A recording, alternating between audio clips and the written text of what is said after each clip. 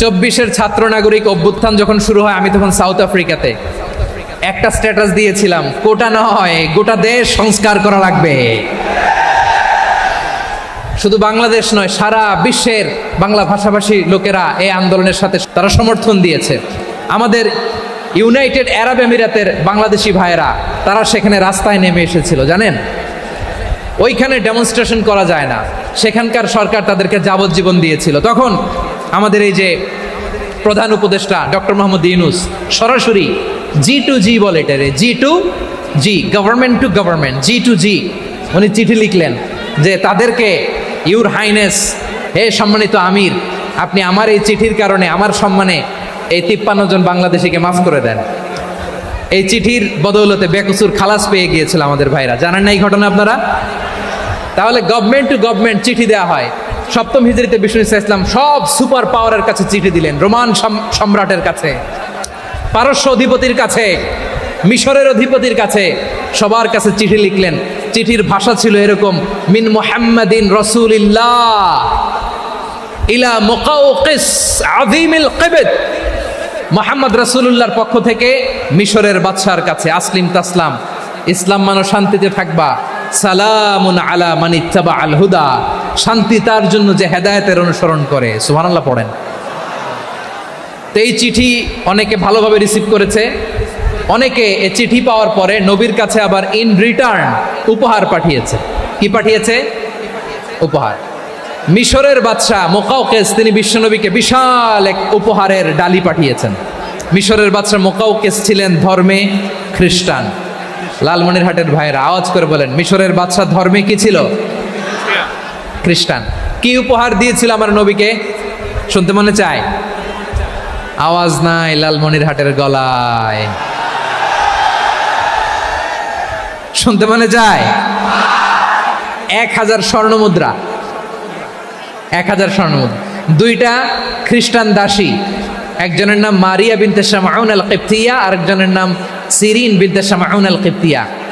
একজন খ্রিস্টান দাস 20 থান কাপড় জামা বানানোর জন্য, আমরা নবী যেন সেলাই করে জামা বানাতে পারে এজন্য 20 থান কাপড়, 20 থান ফাইন গার্মেন্ট। সুবহানাল্লাহ পড়বেন না?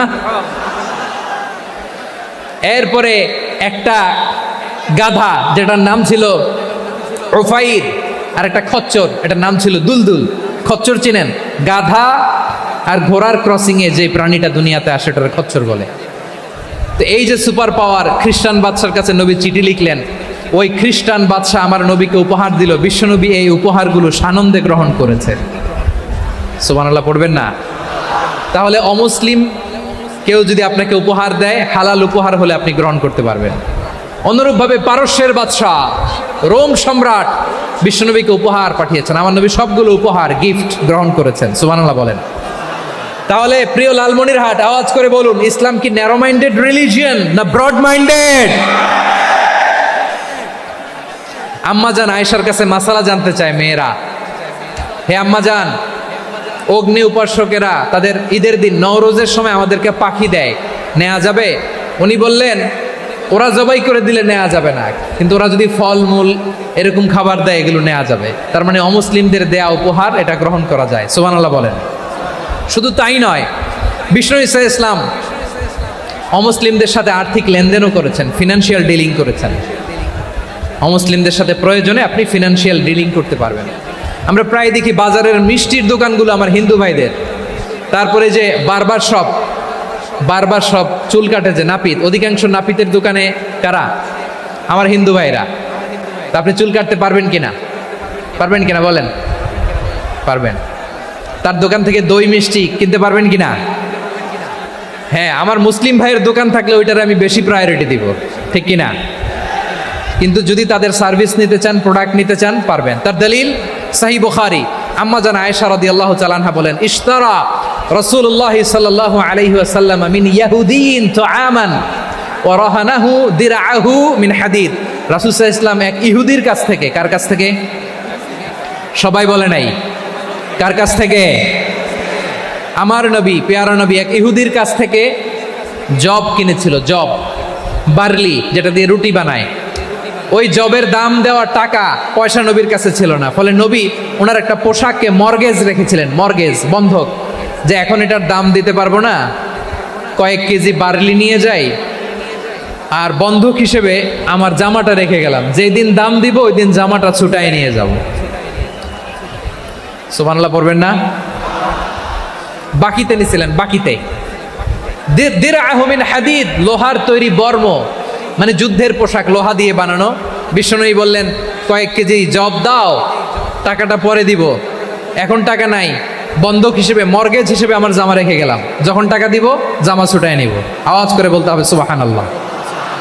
এ থেকে বোঝা গেল অমুসলিমদের খাতে ফিনান্সিয়াল ডিলিং করা যায়, অর্থনৈতিক লেনদেন করা যায়, কেনাবেচা করা যায়, প্রোডাক্ট কেনা যায়। এমনকি আমাদের মসজিদে নববীতে বারান্দায় আপনারা একটা অটোমেটিক ফ্লাইং আমব্রেলা দেখছেন?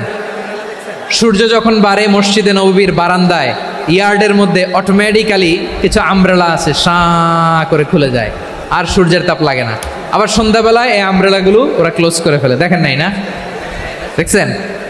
এই মসজিদে নববীকে সর্বোচ্চ উন্নত মানের কনস্ট্রাকশন ইনফ্রাস্ট্রাকচারে ডেভেলপ করার জন্য কর্তৃপক্ষ কিছু অমুসলিম ইঞ্জিনিয়ারের, ডিজাইনারের সহায়তা নিয়েছিল। সুবহানাল্লাহ বলেন। কোন দলিলের ভিত্তিতে? এই দলিলের ভিত্তিতে যে বিষ্ণু ইসা ইসলাম অমুসলিমদের সাথেও লেনদেন করেছেন। আওয়াজ করে বলতে হবে আল্লাহু আকবার।